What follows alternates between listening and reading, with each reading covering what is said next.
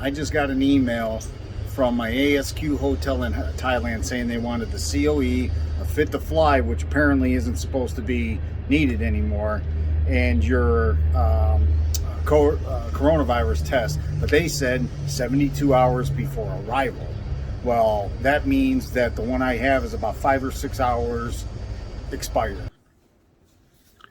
Just to clarify some things, okay, I believe maybe the ASQ hotel was expecting the fit to fly because since they knew that I had something done, a procedure done, they wanted to make sure that I was fit to actually make the journey there. So that's why they wanted to see it.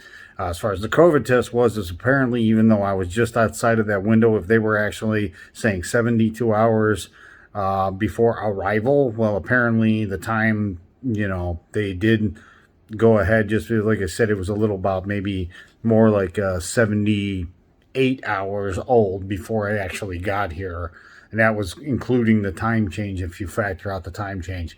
But apparently it was still good because I'm here. This is the called point A to point B. So this is point A, and point B is Thailand when I walk in the door of my ASQ hotel. So this should be interesting to see what happens. All right, I made it on the plane. I didn't have a chance when I was going ahead and going through it at the check-in counter or anything like that to go ahead and kind of film anything. Everything was kind of a rush.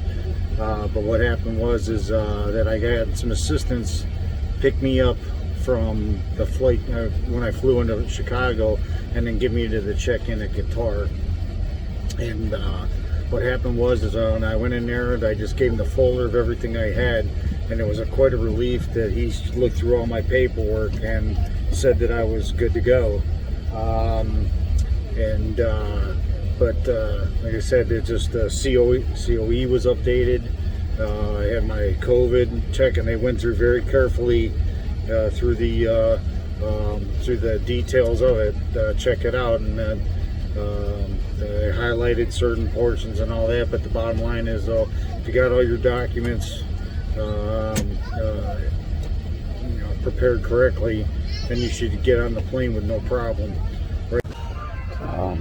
I've been having a little bit of problems here. I just boarded the plane here in Doha, but I've been messaging back and forth with my ASQ hotel. Like I said, I haven't mentioned it yet. I was going to wait until I get in there and kind of give you an idea how I thought about that. But my COE said it was going to be for a 10-day quarantine, and the Thai consulate also told me it would be a 10-day quarantine, but they keep giving me this 14-day number. Kind of wondering what that's about. I mean, that's kind of a big thing. If I don't have to stay the whole 14 days, I'd rather not.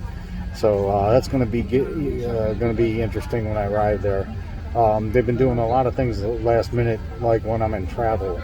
So I mean, you'd want to expect that. I mean, you're going to have to be in constant. If you're traveling from the United States, you're going to have to be in constant contact with these people as you're going to make sure everything is cool when you get there. So I mean, I'm hoping it is, but it seems it's a little stressful. I did not expect this, but they had a wheelchair with my name on it waiting for me. So I'm going to take it for this time. I guess to give you an idea of what to expect. This is what we're looking at right now. So apparently...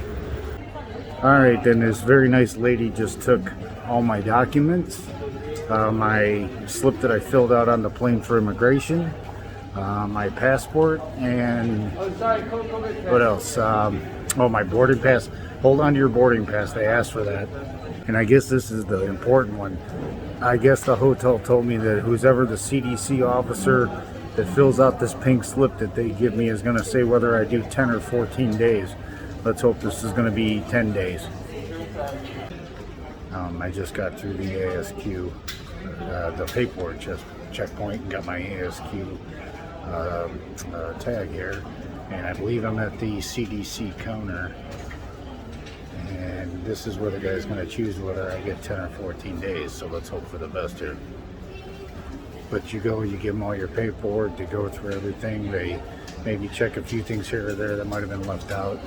Then you come over to the counter, the CDC counter, and then they'll ask you if you got your vaccine. There's a sign here that shows all the variant affected countries. So we shall see what happens here. Check your temperature, they check all your paperwork, then they go ahead and they take you to a different set of desks where they fill out, you check out some other stuff. I think they double check everything. Right before you get into immigration, where it used to be jam-packed, they go and they go through all your information, all your paperwork and all that, and I've been given a pink slip from there, from the CDC, that says quarantine for 10 days. I'm good. Then you go through into the immigration section, but before you get in line, where they stamp your passport, I guess they enter your information into some system at a line of tables off in the corner. A line of desks off in the corner. I didn't want to have my phone going while I was going through all that. So then after that, you go through the regular immigration lines where you get your passport stamped as normal. They take your picture, they do the fingerprints and all that. And I mean, even with my hand wrapped up and my middle finger wrapped up, I just put my 3 fingers on the pad, and I guess that was good enough. But now I am sitting here at exit 10. I just picked up my bags, and I guess I'm waiting for my ride to take me to my ASQ hotel, but it says 10 days, and I'm good to go, man. Alright, we are now on our way to the ASQ hotel. This guy's got his van wired for sound, man. Alright, I am now chilling on my balcony at my ASQ hotel. Alright, okay. So what I'm going to do is I'm going to explain to you the airline, the ASQ, okay? I may go back and forth a little bit, but I'll try to kind of keep more streamlined so it's understandable. Alright. I'm trying to get this video wrapped up here. The last one was just like entirely too long, so I'm going to go a little quicker here for the wrap up. Got into Chicago. Very nice guy. Helped me from the plane coming from Cleveland to Chicago. Got me to the check-in at Qatar. Went through. Guy took all my paperwork. COE. Looked through the.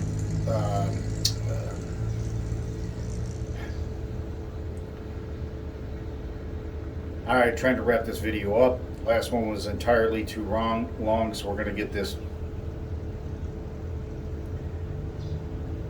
Trying to wrap this video up. Last one was entirely too long, so this wrap up for this video here is going to go a little bit quicker, hopefully a little bit better. So fly from Cleveland to Chicago, get into Chicago. Nice guy that I arranged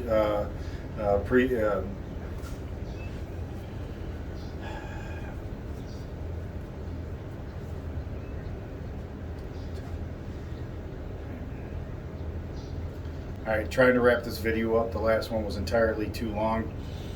Okay, so I fly from Cleveland to Chicago. There, I prearranged somebody to meet me and help me get from my plane in coming into Chicago and then over to international flights Qatar. We get there. The person at the counter, they go ahead, they take all my paperwork, looks at the COE, looks at my COVID test, all the details of the COVID test, dates and all. Again, make sure your birth date's on that. Your insurance, that was very important. I believe that apparently the fit to fly is not required. I don't think the airline cared, but the ASQ may have wanted to know whether or not what condition I was in, wanted a fit to fly. So we get on the plane, we fly from Qatar to Doha. The changeover from one plane to another, Doha went smooth. But then when we come in to Bangkok, you can see there's, I don't want to keep my camera running in certain areas, but what it is you go up, instead of where you go through, you go and you turn into immigration, you stop there. That's the first check. They're going to go through all your information. They want the slip that you filled out on the plane for immigration. They want your boarding pass. They want the COE, they want the insurance, they're going to want all those documents, they're going to go through all that. Once they check that and you get your tag for your ASQ, you go to the next step, which the CDC officer is going to go to determine how many days you have to quarantine. Fortunate enough, they have me on a 10-day quarantine. I hope it goes well. So then from there you go into immigration. But before immigration, the immigration lines, you stop at a rural desk. I'm not sure what they're filling in there, but you're going to give your paperwork to one more person. They're going to enter some information in. Then you go to immigration, and like you normally would, you give your fingerprints, get your passport stamped. I came in on a tourist visa on arrival. They just want to make sure that you show proof you're not going to be there more than 45 days. Get through there. You get your bag, you go outside, they have your ASQ ride pick you up. I think the cab drivers are doing that to make ends meet because not a lot of tourism right now. So you get to your ASQ. That was a little difficult. I'm going to go through this really quick, but in as much detail because there's a lot to know. Talking to these women with bad ears, with a plastic shield, face masks, very hard to hear. These people have been wonderful here. I'm staying at a hotel called the Me Hotel, MII. They are doing a great job. It's a pretty good hotel for the price. Everything's good. As you can see, I got my own balcony. I can go outside instead of being cooped up just inside. But now going through the check-in, that was a little difficult. But the big things is be ready to have something they wanted line app. That's what I order my meals in every day. You're going to have an application for a medical staff where you're going to give your temperature and a quick yes or no, I have no symptoms. You go in, you're in for this hotel. The first 5 days you are in, you do not go out for any kind of like exercise periods at all. After you get your COVID test and it comes back roughly in 7 days, then you may come out for about 45 minutes. Not sure if it's even worth it at that point. But then I believe you'd be getting your last COVID test in 9 days. 10 days you get your results, it's negative, then you're processed out. But you have to meet all these qualifications. Like I said, you could go ahead and I saw hotels. This was a decent hotel with a balcony. Luckily I can smoke out here. I'm waiting to get some extra things delivered I didn't bring. One of them is a lighter. I wish I had a cigar right now. One of the little hang-ups was when I had checked in, they gave me the username and passwords for the Wi-Fi. My room has very good Wi-Fi, very good speed, but for some reason the passwords they gave me did not work. I had to call down and kind of go through kind of a little bit of a trying time. I got it on my phone and then I didn't write it down and I needed it for my laptop. But you may want to check in with that because you're going to be here for at least the 10 days, and you're going to want good internet and good Wi-Fi. Luckily, I got that, and I got LinkedIn. I wrote it down. I still got it. But these are the little things that you're kind of going to run into with your ASQ. Hopefully, if you do come to Thailand, you could enjoy it. But it is definitely it's jumping through a lot of hoops to